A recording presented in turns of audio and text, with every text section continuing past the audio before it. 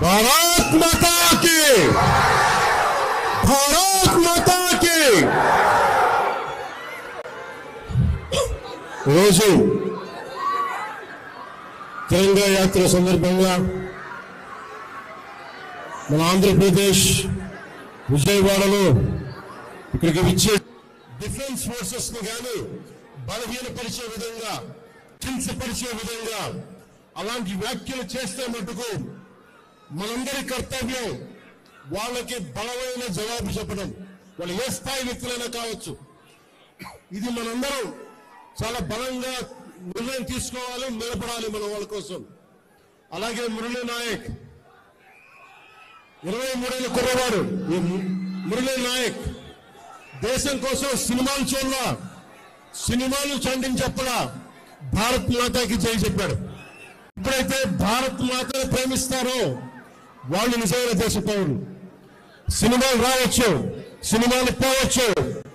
మొన్న TV interview కూడా చెప్పా, సెలబ్రిటీస్ ఎవరు మాట్లాడట్లేదు, హీరోలు ఎవరు మాట్లాడట్లేదు, బాలీవుడ్ హీరోస్ ఎవరు మాట్లాడట్లేదు అంటే వాళ్ళెవరు కూడా దేశాన్ని నడిపే వ్యక్తులు కాదు.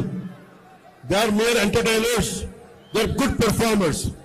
అంతకు మించి సెలబ్రిటీస్ గురించి దేశభక్తిని ఆశించకండి.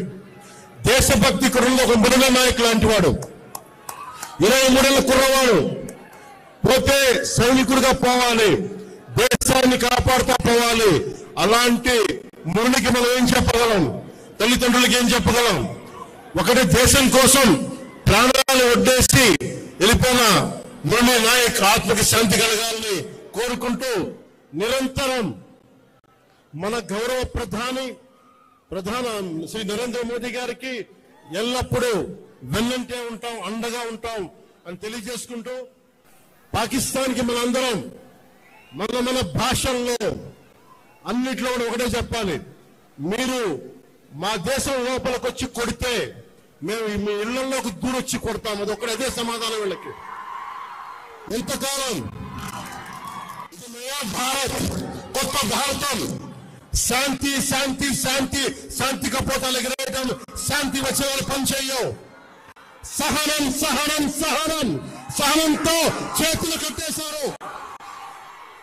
చాలు, మా ఇళ్లలోకి దూరొచ్చి కొడితే మీ సరిహద్దు లోపలికి వచ్చి దూరి కొడతాం.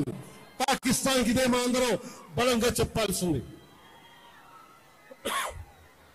మీ అందరికీ ధన్యవాదాలు తెలుపుకుంటూ ఒకసారి మురళీ నాయక్ ఆత్మకి శాంతి కలిగేలా మనందరం ఒక అమర్ రహే చెప్దాం. మురళీ నాయక్, మురళీ నాయక్, జై హింద్.